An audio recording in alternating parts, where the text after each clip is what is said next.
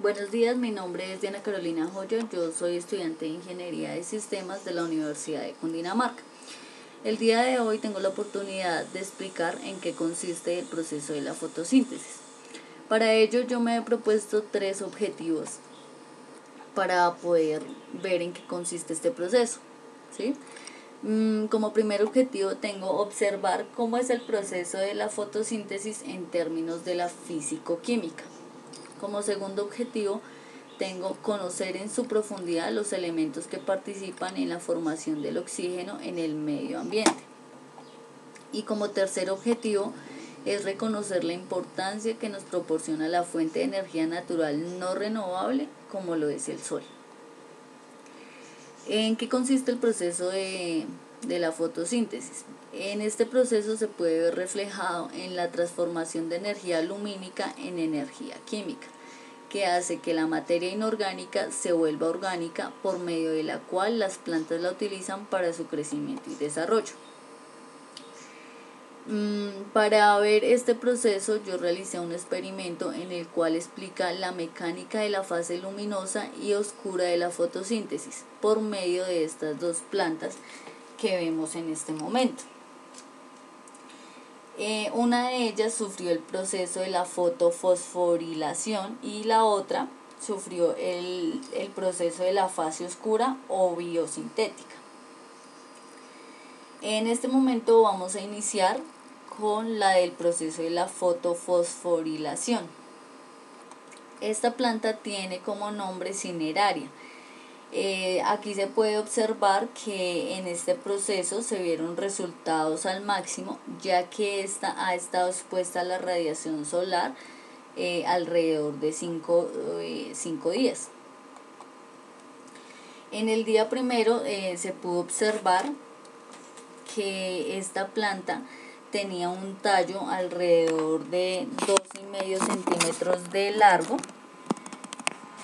por medio centímetro de ancho. Como pues en este momento ya no lo podemos ver debido a que esta planta sufrió unos cambios, ¿sí? También tenía alrededor de 7 hojas. Tomamos como referencia la hoja más grande que tenía y esta contaba con 2,5 centímetros de ancho por 4 centímetros de largo. Para el día quinto, que fue el día máximo que nosotros nos propusimos a ver estos cambios, esta planta ya tiene alrededor de 16 hojas, como lo podemos observar acá. Tenemos hojas grandes, hojas que están en crecimiento. También tomamos como referencia esta hoja, que fue la hoja mucho más grande, ¿sí? Y esta cuenta con 3,5 centímetros de ancho por 5 centímetros de largo. Su tallo para este momento es de 3,5 de alto por medio centímetro de ancho, como lo podemos observar ahí. Pero veamos en qué consisten estos cambios. Estos cambios pues son debidos al proceso de la fotofosforilación, el cual consiste en la transformación que realiza la planta de energía solar a energía química.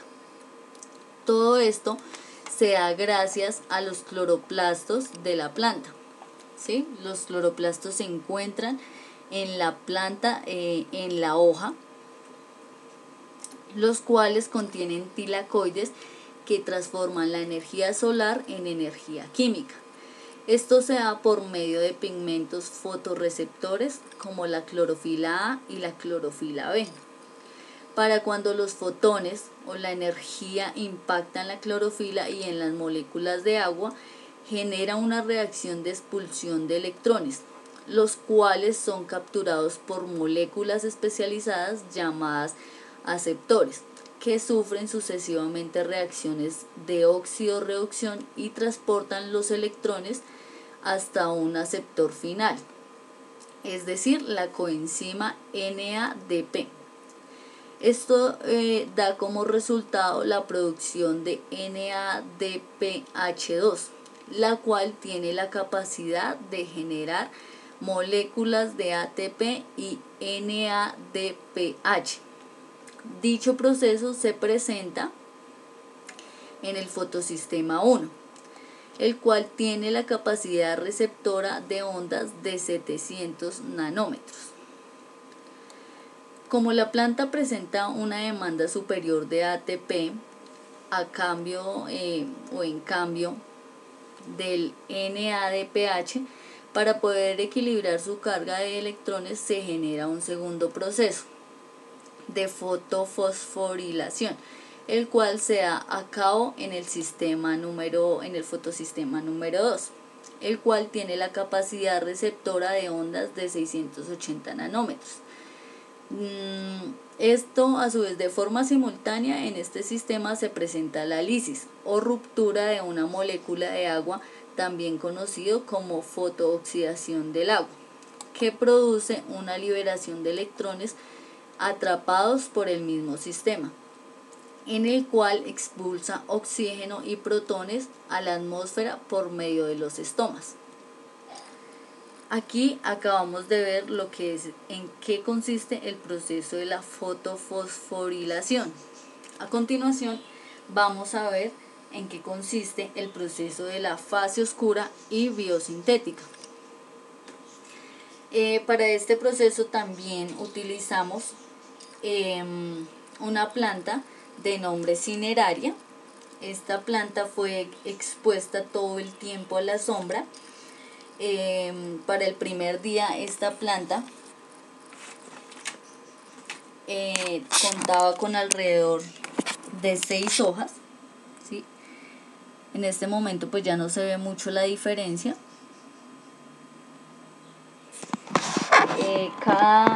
También tomamos la hoja más grande que esta tenía y contaba con 2,5 centímetros de ancho por 3,5 centímetros de largo.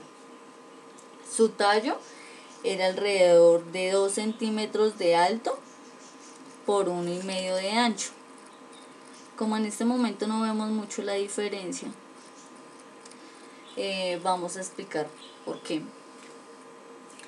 Aquí viene el proceso de la fase oscura o biosintética. El proceso de desarrollo que sufre la planta en la fase oscura ocurre o sucede en la matriz o estroma de los cloroplastos. Este se conoce como ciclo de Calvin. Allí se encuentran las enzimas necesarias para transformar el dióxido de carbono en glucosa. Este proceso se da inicio por medio de protones generados en el proceso luminoso NADP y la energía proporcionada por la misma fase, ATP. Esto ya lo hemos explicado en el proceso anterior.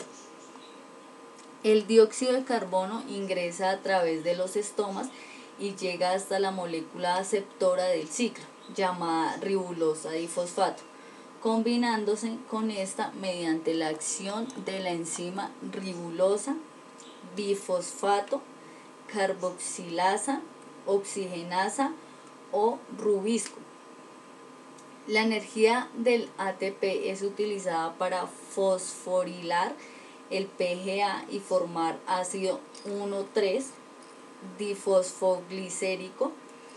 Una parte del gliceraldehído 3-fosfato es utilizada en el ciclo para sintetizar glucosa, mientras que el resto se utiliza para regenerar la ribosa que da comienzo a un nuevo ciclo.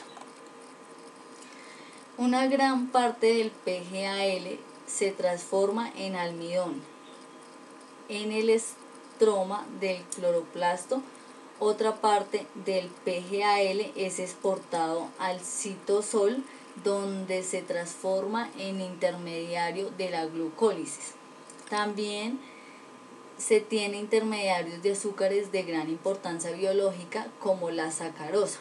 Este disacárido es la principal forma en que los azúcares se transportan a través del floema, desde las hojas hasta los sitios donde la planta la requiere. Como pudimos ver al analizar estos dos procesos, nos dimos cuenta que en la segunda planta hay un proceso más lento y desfavorable en su crecimiento, puesto que no ha tenido contacto con la luz, es decir, no ha tenido un proceso luminoso, impidiéndole la producción de energía, la cual es necesaria para la fase oscura, en la cual se construyen los diferentes nutrientes y minerales que aportan favorablemente a la formación interna y externa de la planta.